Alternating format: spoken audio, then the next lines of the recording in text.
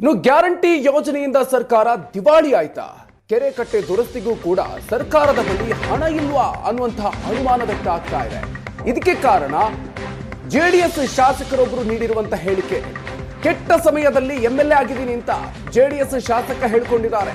ಕೆಆರ್ಪೇಟೆ ಶಾಸಕ ಎಚ್.ಡಿ. ಮಂಜು ತಮ್ಮ ಅಸಹಾಯಕತೆಯನ್ನ ವ್ಯಕ್ತಪಡಿಸಿಕೊಂಡಿದ್ದಾರೆ. ರಸ್ತೆ ಗುಂಡಿ ಮುಚ್ಚೋದಿಕ್ಕೂ ಕೂಡ ಸರ್ಕಾರ ಹಣವನ್ನ ಕೊಡ್ತಾ ಇಲ್ಲ, ಗ್ರಾಮೀಣ ಪ್ರದೇಶದ ಅಭಿವೃದ್ಧಿಗೆ ಅನುದಾನ ಸಿಗ್ತಾ ಇಲ್ಲ ಅಂತ ಹೇಳಿದ್ದಾರೆ. ಕ್ಷೇತ್ರದಲ್ಲಿ ಕನಿಷ್ಠ ಪ್ರಮಾಣದ ಕೆಲಸ ಕೂಡ ಆಗ್ತಾ ಇಲ್ಲ, ಅನುದಾನಕ್ಕಾಗಿ ಹೋರಾಟದ ಅನಿವಾರ್ಯತೆ ಎದುರಾಗಿದೆ ಅಂತ ಹೇಳಿದ್ದಾರೆ.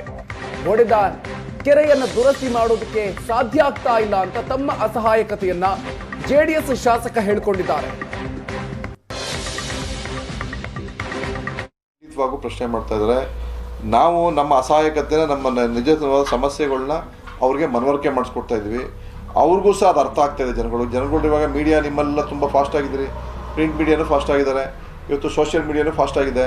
ಒಬ್ಬರಿಂದ ಒಬ್ಬರಿಗೆ ವಿಚಾರ ಹೋಗ್ತದೆ. ಪಾಪ ಅವ್ರಿಗೆ ನಾವು ನಮ್ಮ ಶಾಸಕರು ಏನು ಮಾಡಬಲ್ಲರು, ವಿರೋಧ ಪಕ್ಷ ಇದ್ದರೆ ಹೇಳಿ ಕೇಳಿ. ಜೊತೆಗೆ ಸರ್ಕಾರಿ ಗ್ಯಾರಂಟಿ ಕಾರ್ಯಕ್ರಮಗಳಿಂದ ರೂಲಿಂಗ್ ಪಾರ್ಟಿ ಎಮ್ ಎಲ್ ಎಗಳು ನಿಮಗೆಲ್ಲ ಹಾಗೆ ಅವ್ರು ನೋಡಿದ್ದು ಮಾತಾಡಿದ್ರಿ. ಎಲ್ಲ ಒಂದು ಕಡೆ ಬಾಬಣ್ಣ ಕ್ಷೇತ್ರದಲ್ಲೂ ಇದು ನಮ್ಮ ಶ್ರೀರಂಗಪಟ್ಟಣದಲ್ಲೇ ಇದು ರಸ್ತೆಗೆ ನಾಟಿ ನೆಡ್ತಾರ ಪ್ರಸಂಗನೂ ಸಹ ನೋಡಿದ್ದೀರಿ. ಇವೆಲ್ಲ ಬಹುತೇಕ ಕಾರ್ಯಕ್ರಮಗಳು ಅವರೊಬ್ಬರು ಅಷ್ಟೇ ಅಲ್ಲ, ಅನೇಕ ಶಾಸಕರು ಈ ಗ್ಯಾರಂಟಿ ಕಾರ್ಯಕ್ರಮಗಳು ಬಂದು ಕ್ಷೇತ್ರಕ್ಕೆ ಅನುದಾನ ಕೊಡೋದ್ರ ವಿಚಾರ ಕಾಂಗ್ರೆಸ್ ಎಮ್ ಎಲ್ ಎಗಳ ವಿರೋಧ ಮಾಡ್ತಿರ್ತಾವೆ, ಅವರನ್ನು ಸಹ ಗಮನಿಸಿದ್ದಾರೆ. ನನ್ನ ನಿಜವಾದ ಬನ್ನಿ ಬಗ್ಗಿನಷ್ಟು ಹೆಚ್ಚಿನ ಡೀಟೇಲ್ಸ್ ಕೊಡ್ತಾರೆ ನಮ್ಮ ಪ್ರತಿನಿಧಿ ನಂದನ್. ಇದೀಗ ನಮ್ಮ ಜೊತೆಗೆ ದೂರವಾಣಿ ಸಂಪರ್ಕದಲ್ಲಿ ಜಾಯ್ನ್ ಆಗ್ತಾ ಇದ್ದಾರೆ. ನಂದನ್, ಜೆಡಿಎಸ್ ಶಾಸಕರು ತಮ್ಮ ಅಸಹಾಯಕತೆಯನ್ನ ಹೇಳ್ತಾ ಇದ್ರು, ಏನೇನು ಹೇಳಿದ್ದಾರೆ ಈ ಸಂದರ್ಭದಲ್ಲಿ?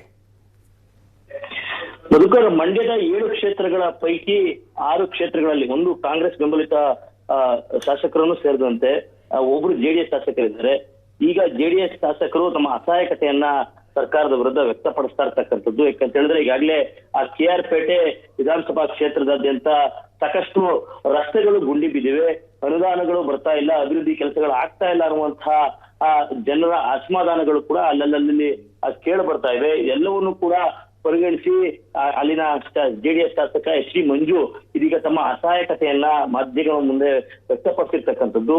ಅಂದ್ರೆ ಕೆಲ ದಿನಗಳ ಹಿಂದಷ್ಟೇ ಸಿಎಂ ಕೂಡ ಕೆಆರ್ಪೇಟೆ ಕ್ಷೇತ್ರಕ್ಕೆ ಬಂದಂತಹ ಸಂದರ್ಭದಲ್ಲಿ ಅಲ್ಲಿನ ಸಮಸ್ಯೆಗಳ ಬಗ್ಗೆ ಸಿಎಂ ಗಮನಕ್ಕೆ ತರುವಂತಹ ಪ್ರಯತ್ನವನ್ನ ಮಾಡಿ ಒಂದು ಅನುದಾನದ ಮನವಿಯನ್ನ ಮಾಡಿಕೊಟ್ಟಿದ್ರು, ಅಭಿವೃದ್ಧಿ ಕೆಲಸಗಳಿಗಾಗಿ ಮನವಿಯನ್ನು ಕೂಡ ಮಾಡಿದ್ರು. ಆ ಸಂದರ್ಭದಲ್ಲಿ ಸಿಎಂ ಕೂಡ ಅನುದಾನವನ್ನ ಕೊಡೋದಾಗಿ, ಅಭಿವೃದ್ಧಿ ಕೆಲಸಗಳನ್ನ ಶುರು ಮಾಡೋದಾಗಿ ಒಂದು ಭರವಸೆಯನ್ನ ಕೂಡ ಕೊಟ್ಟಿದ್ರು. ಆದ್ರೆ ಇಲ್ಲಿವರೆಗೂ ಕೂಡ ಯಾವುದೇ ಕೆಲಸ ಆಗದೇ ಇರ್ತಕ್ಕಂಥದ್ದು ಆ ಶಾಸಕರ ಅಸಹಾಯಕತೆಗೆ ಕಾರಣ ಆಗಿರ್ತಕ್ಕಂಥದ್ದು. ಅಂದ್ರೆ ಒಂದಷ್ಟು ಕೆರೆ ಕಟ್ಟೆಗಳಿಗಾಗ್ಲೇ ಒಂದಷ್ಟು ಒಡೆದೋಗಿದೆ, ಅಲ್ಲಿ ಒಂದಷ್ಟು ದುರಸ್ತಿ ಕೆಲಸಗಳು ಕೂಡ ಆಗ್ಬೇಕಾಗಿರ್ತಕ್ಕಂಥದ್ದು. ಅದಕ್ಕೂ ಕೂಡ ಅಲ್ಲಿನ ಶಾಸಕರು ಅನುದಾನವನ್ನ ಕೇಳಿದ್ರು.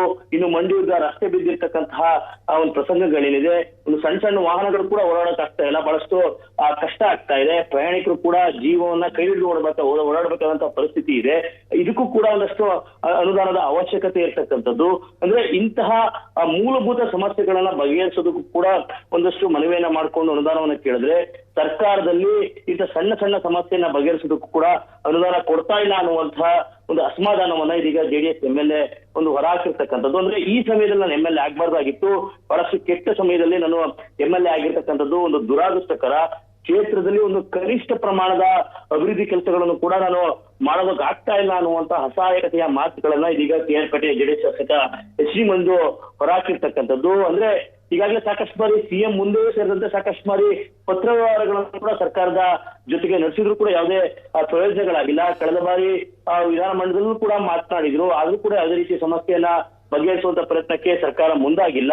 ಈ ಬಾರಿ ಬಜೆಟ್ ಅಧಿವೇಶನ ಇದೆ, ಅದರಲ್ಲೂ ಕೂಡ ನಾನು ಮಾತನಾಡ್ತೀನಿ. ಒಂದ್ ವೇಳೆ ಅಲ್ಲೂ ಕೂಡ ಅನುದಾನಗಳು ಅಭಿವೃದ್ಧಿ ಕೆಲಸಗಳು ಸಿಗದೇ ಇದ್ರೆ ಹೋರಾಟ ಅನಿವಾರ್ಯ, ನಾನು ಅಭಿವೃದ್ಧಿಗಾಗಿ ಪಾದಯಾತ್ರೆಯನ್ನ ಮಾಡ್ತೀವಿ ಅನ್ನುವಂತ ಎಚ್ಚರಿಕೆಯನ್ನ ಈಗ ಕಾಂಗ್ರೆಸ್ ಸರ್ಕಾರದ ವಿರುದ್ಧ ಜೆಡಿಎಸ್ ಶಾಸಕ ನೀಡಿರ್ತಕ್ಕಂಥದ್ದು. Madhukar, thank you Nandan ಡೀಟೇಲ್ಸ್ಗೆ.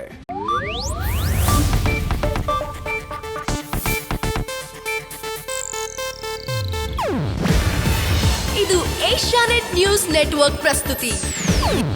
ನೀವು ನೋಡ್ತಿದ್ದೀರಾ ಏಷ್ಯಾನೆಟ್ ಸುವರ್ಣ ನ್ಯೂಸ್.